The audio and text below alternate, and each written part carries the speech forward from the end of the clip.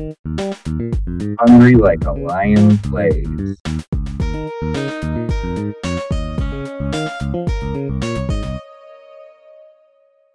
Hello and welcome to Hungry Like a Lion Plays, now featuring Facecam.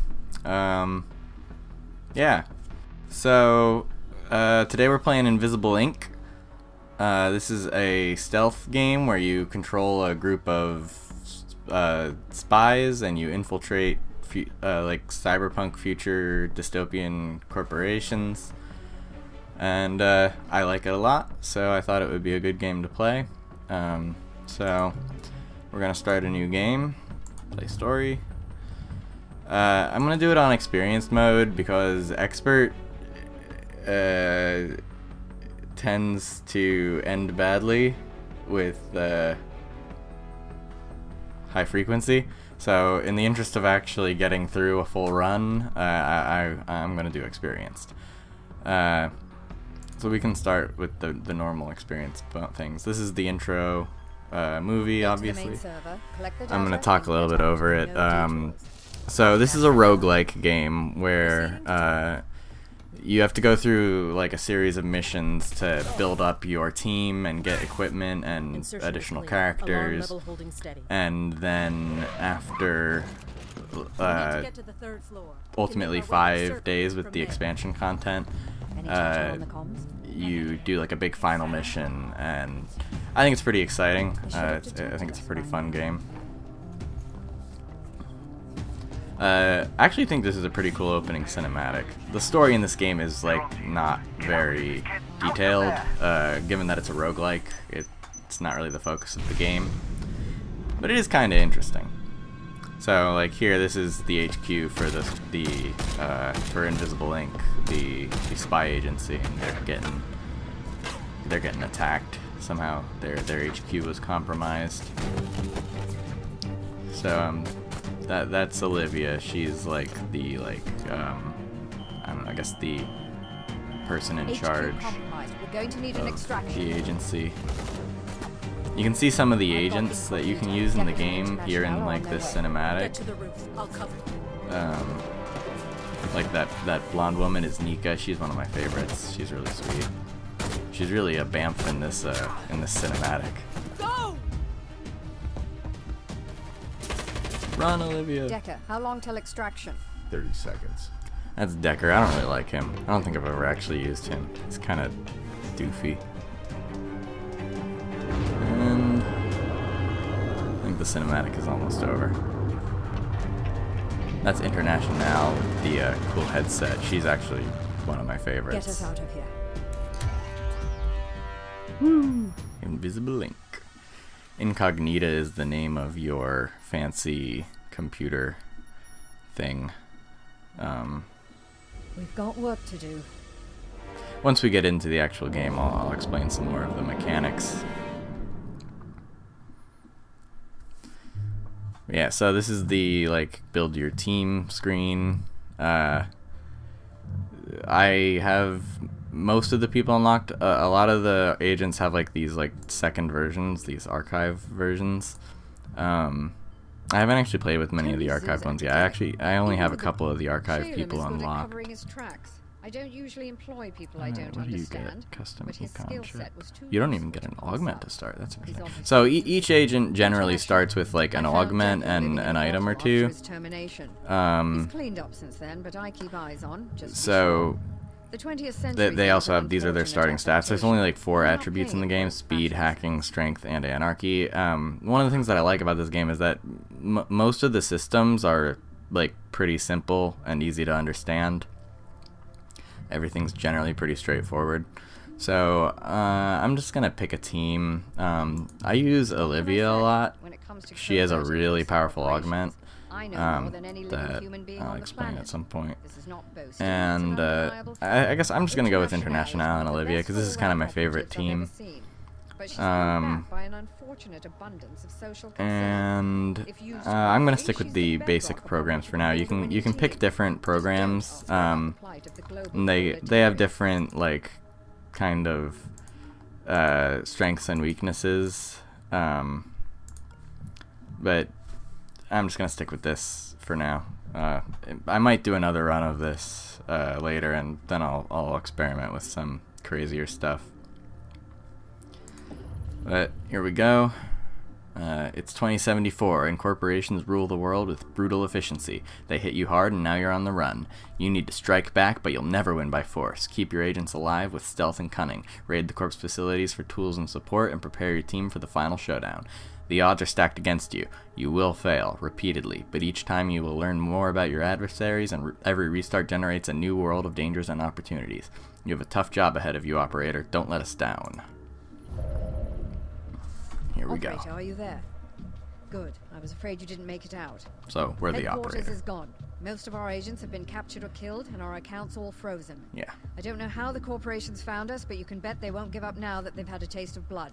The jet's stealth rig should keep us hidden if we keep moving, but Incognita can't survive long on backup power. She's got 72 hours, tops.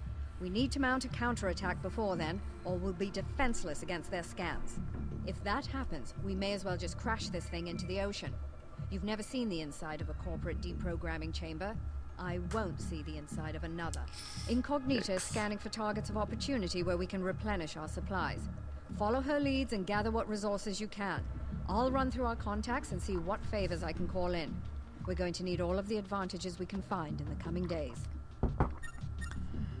Alright. So, this is our agency loadout. And it always gives you like the same first mission. When it comes to network security, and their terminals are full of interesting information. We found a lightly guarded executive complex here. Get in, find the computer, and steal their contact list. Then we'll have our pick of future targets. Will do. So the way you get missions, this is the world map. The missions kind of pop up around. You get more missions by doing these executive terminals missions. That's how you get like more choices. So it always starts you off with one of them. And we're in. Bad news, operator. They caught us completely by surprise, so we have no firepower with us. Yep. The guards' weapons are gene-coded to their owner and useless to us. We're going to have to make do with what we can find along the way. We've beamed you through the security grid. You should be somewhere near the target, but you'll need to look for it. Get the list and find a transport pad to escape. But be quick about it. They noticed a disturbance when we ported in, and their alarm level is already rising. Okay. Yep, so those are our objectives. Locate the executive terminals, get out alive, and secondary objectives, find and steal corporate credits, which we're gonna do. We're gonna steal a lot of credits. Should be pretty easy in this first mission. So, let's see, what all do I need to explain to understand the game? So, first things, there's this security level over here. This one bar of this fills every turn, and whenever the whole thing gets filled, it bumps up to the next level, and then something bad happens. You'll see those as we go. These are my two characters, Internationale and Olivia. So Internationale has a special ability that lets her hack things from afar, and she can, let's see if we spot anything. So you see she can spot things like on the grid, like through walls and whatnot. And you'll see if I press space, that brings up, this is the incognita screen. We don't have anything to hack yet, but using our programs, which right now we really just have lockpick, we can hack things on the mainframe. So let's try and find something that we can hack so I can show you that. There we go. We got a facility database. Reveals the outline of the facility. That's actually a pretty useful thing to hack. So we'll lockpick it, and you see, so we hack it and then we get control of it. So now we can see the outline of the facility. So somewhere within this outline is our objective and our way out of here. I'm not really sure where. So we're gonna go ahead. Like Olivia, as you can see, cannot hack these consoles from afar, but Internationale can, because that's her wireless emitter. It's her augment. I'm just gonna hack them both right away. We're up to 4. So you can hold 20 power at once, and you have to spend the power to use like lockpick and whatnot. And we get +1 power per turn out of the power drip. And then you can get additional power from these consoles. So whenever you see a door, you can peek through it before you open it to like see what's behind it. And in this case, we see the security guard here. You can observe guards to like see where they're going to move, and you can see a little movement path. Now, because we can't see into this room, we can't see his whole movement path, but we can see that he's going in there next turn. So that's what he's going to do when I end my turn. So since I know he's not coming through here, I can leave Olivia here to kind of spy there. And I'm going to move Internationale into this room and hide her behind these boxes here. Somebody might come through here, I don't know for sure, so it's a good idea to have your agents hidden when you can. So that's all for this turn.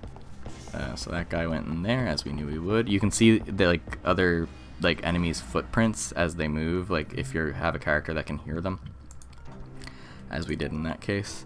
So now I'm gonna move Olivia up. I like to keep doors closed behind me as I move past them. So I'm just gonna move here and peek through here now. Okay, so you see this red business here. That means that an enemy has line of sight on this, which in this case might just be a camera. Like possibly in that corner there. So I'm gonna move Internationale. Well, let's observe this guard. See, is he gonna come back? Yes, he is. Okay, so I'm gonna have Olivia set up an ambush for when that guy comes back through this door.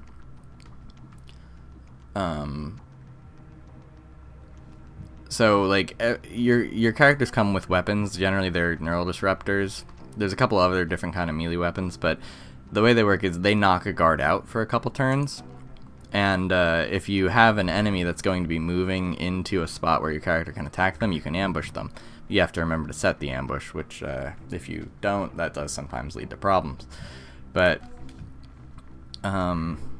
yeah. So Internationale can move up. I think probably moving over here is a decent spot. We want to be able to get to this door, but I don't want to just leave her in the open like over here. I'm holding down Alt to get the tactical map. I guess I didn't say that. So I'm gonna move her over here, and then I'm gonna. So these red doors are security doors. You need a pass card to see through them. I mean, sorry, to move through them, but you can still peek through them without one. So I'm just gonna go ahead and do that. Peeking does take 1 AP. I guess I didn't mention that. Your characters have 8 AP to start out with. Upgrading their speed stat will improve that.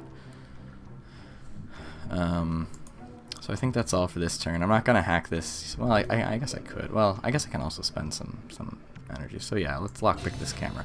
So by lockpicking the camera, we get to see what the camera can see. In this case, we can see that security guard. Olivia has some leftover AP, so I can use her to observe this guard through the camera. And we see that he is patrolling into this room. And that is a safe that we want to open up and steal from then for credits. So that's going to end this turn. That guy's patrolling. This guy down here is patrolling. He's about to get ambushed. Oh yeah. And yeah, see, there's that camera. So that's the camera that can see here. Luckily, even though it kind of looks like the camera should be able to see Olivia here and what she just did, the spot that she's in counts as hidden. It's a good thing I didn't leave her like there in the doorway, because then the camera would have seen that.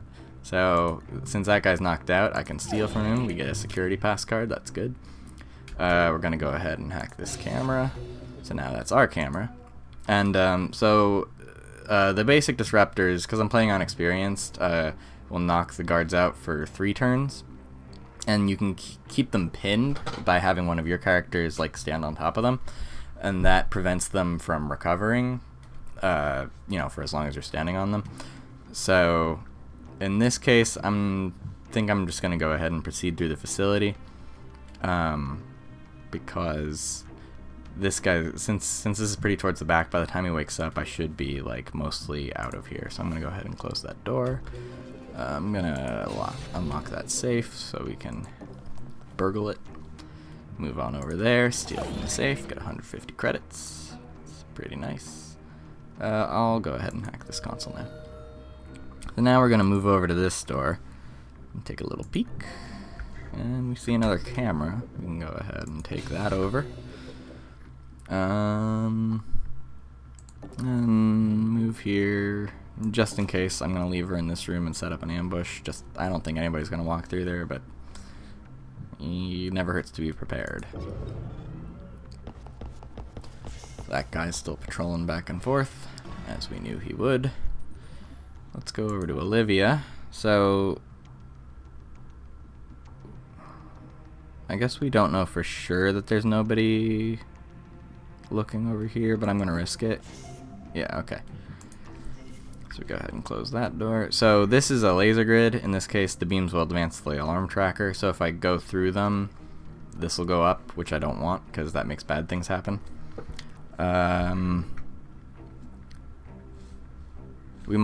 We'll probably wind up sweeping through this area this direction later. If we find the power source for this grid, we can shut it down. But in this case, I'm just going to move over here, unlock this security door, and have Olivia move into the room with International. And then, I really do want to hit this safe, but I can probably just have Olivia do that on a turn that this guy is not in that room. So I'm just going to have International move in here. We'll take a peek through here. Executive terminal. Okay. And we can get out of here. So that's my objective right there, but I kind of want to get that safe right there. So I'm going to go ahead and move over here, and we'll peek through, see if... Oh wow, we can't see. There's a wall right there. So we can't really see into this room very effectively, but there's probably nobody in there. Just in case there is, we'll set up an ambush. We don't need that power yet, so that's the end of that turn. Like I said before, this is the first mission. It's kind of got kid gloves on. So we'll move over here. Peeking up. That guy's there. Yeah, he's the only vision source in that room. So once he moves out of there next turn, we will move in here, grab that safe, and move out. And International can move in here, close the door. And there's nobody in here. Go ahead and unlock that safe, steal the credits, and then move back out of there. And turn. This guy over here is going to be waking up pretty soon. Okay, activating additional cameras. Cool. So they're bringing online additional cameras. We can hack them before they're online, but we actually got pretty lucky here. They're in completely irrelevant positions because we're not coming back this way before we leave. So we can ignore them. Olivia can unlock this door. Move through. Hit the safe. Oh, I need to unlock it. Okay, hit the safe. And then we'll move back through here. So I'm just going to try and avoid this guy completely. Well, actually, it would be kind of nice to just to make sure that there's no... Oh, well, actually, International probably would have seen a safe up there if there was one. We might... I guess I could have International swing in there, because we have time. So, I could just knock him out. There's really no consequences for doing so since there's only two guys, so yeah, why not? Let's have International go. Oh, there's two safes. Well, I'm glad we did this then. I actually could just, I could still ignore him. It'll be a little bit slower, but safer. How much do I care? 3 turns is plenty. Let's just knock him out. So yeah, as long as you stay out of the bad guy's line of sight, you're never, like, your characters aren't in danger. There's no, like, attack rolls or anything in this game. So it's really all about, like, strategy and how you manage your units and whatnot. You can sprint, which I haven't done yet, but I will now because there's nobody bad around here. So that gives you an additional 3 AP each turn, but it means that if any bad guys are around, they can hear you, and then they'll come investigate what's making the noise. But there's no guys around here, so we're just going to go ahead and sprint to save some time. And we'll do the same with International, because this guy right here is unconscious. Ooh, 2 firewalls. So the firewalls can go up pretty much infinitely, and as they do, it takes more to unlock them. You can get better programs as you go on, so that you don't have to always spend like 2 power per firewall. which is a tremendous help later in the game because the firewalls do get like vastly more powerful. So we're gonna get out of this room right as that guy wakes up, which is good. The turn that the guards stand up, they pretty much always like take a turn to get their bearings, and by pretty much always I think I mean always. We can go ahead and drop that security card. So if you go into the red the red inventory slots, your character is encumbered and they lose 1 AP and can't sprint. Then they lose 1 AP for each spot that they're over. But we don't need that security door card anymore, so we're just gonna leave it. And then I don't know if I want to send Olivia into that room because there might that guy that we knocked out earlier might be like looking around here. So I'm gonna just go up to the door and peek. And we'll open the door, peek again, so we can see down there. With the door open, your peek has a like 180-degree radius, but with it closed, it only has like a slighter radius. So we'll just leave Olivia there for the moment.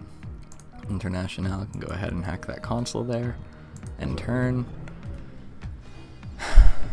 That guy wakes up, and so he's gonna be there for a moment. We can safely ignore him. Move International over here. Whoosh.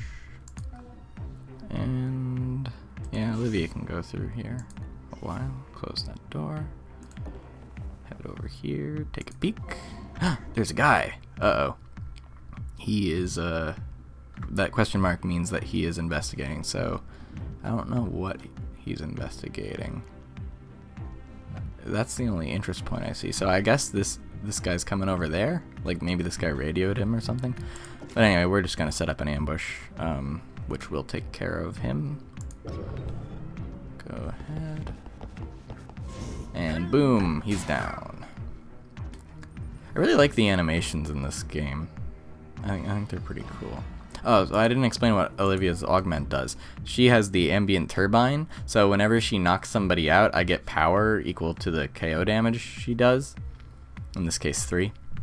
And that is tremendously useful, because especially later in the game, you become very power hungry, in the electricity sense. So we're gonna go ahead and take that camera. There's that grid power supply. We don't need that though. Take over this nanofabricator. These are like the shops in the game. They let you buy equipment. So let's check out what's available. A Volt Disruptor 1. So Volt Disruptors differ from Neural Disruptors in that Neural Disruptors have a cooldown while Volt Disruptors take power. As I mentioned, power is a very precious resource, so in general I like the Neural Disruptors better, but sometimes it is really helpful to have a Volt Disruptor around. We can also, ooh, there's some good stuff in this one. A cloaking rig, which is really sweet. Wow, that goes for the entire turn. It's pretty sweet. Torque injectors is also a really good augment that reduces item cooldown by 1. We do have 1,700 credits already, so we could afford to spend quite a bit. Paralyzers are nice. They knock guards out for extra turns. I'm gonna go ahead and buy the torque injectors. We'll put that in the inventory for now. I kind of want this cloaking rig. It does take level 3 speed, so we might not be able to use it yet until we upgrade an agent to have 3 speed, but that's such a powerful ability that I think I want it. Because the thing with this game is that like you have no idea what you're what items you're gonna be able to get later. So I'm gonna go ahead and pick up the cloaking rig, and I don't know if I want to spend the money on the Volt Disruptor though. We don't really need any of these, so I'm gonna hold on to our other 740 credits. Go ahead and move through here. And we'll hack these consoles for the hell of it. And then next turn we're getting out of here, so we're basically done. You're not gonna find us, buddy. So, yeah, when you hit alarm level 2, all firewalls increase in strength. It's a good idea to, like, right before it hits the second security level to go around and like hack any things that you're intending to hack soon, just to like save power. I forget to do that a lot because I'm a little bit of a space cadet. Aw, how cute, they're together. Just some guards hanging out together. And now we will move into the porter and we will exit the level. Boom. So that is a successful infiltration. Yeah.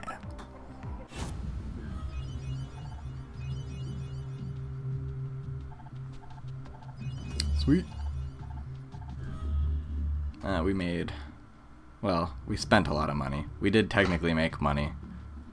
We just spent 1,000 of it then. So this is the mission report screen. It shows you the guards. We alerted all of them in this case because we knocked them out. You can, if you like ignore guys and just let them patrol out through the level, like without ever disturbing them, then they show up in gray here, or like without the red background at least. If you kill people, they are like grayed out. We don't have any lethal weapons yet, but the thing with killing people is that the guards have like heart monitors, so if their heart stops, the alarm level goes up like really fast comparatively to like when you just like if you just knock them out, it doesn't actually increase the alarm level. And then these are all the things that we hacked. We got all of the safes, all 5, so that's sweet. We got our new things, the torque injectors and the cloaking rig and whatnot. And here we go. So this is the character upgrade screen. It dumps you out on here after every mission you do. So we can spend our credits to upgrade their stats. As you can see, with speed, it's +1 movement for each extra point of speed you give them, and then the last one adds +1 sprint speed as well. Each point of hacking adds 1 power per console they hijack. Strength lets you carry additional items without being over encumbered and improves your drag speed, and once you get to level 5, it adds 1 KO damage to melee weapons. And Anarchy lets you steal from guards easier and also allows the character to use a lot of the best items in the game. Like for example, with this cloaking rig, this requires speed, but a lot of the other items require the character to have so much Anarchy, like, you know, minimum of 2 or 3 or whatever. And as the items get more powerful, the higher the stats you need to use them. So in this case, I'm gonna go ahead and I'm gonna just give Olivia the torque injectors. That's a very useful augment to have, and it'll make it every time she uses the neural disruptor, it'll cool down faster. We're gonna leave the cloaking rig here in our storage, and yeah, that's it for now. So I think I'm just gonna do 1 mission per episode. So this will be the end of this video. Thank you for joining me. I hope you like this game. I think it's cool. I think it's as cool as I do. I love this game. I think it's one of my favorites that I've played in years. So, I guess that's it, and I will see you in the next one. Bye-bye.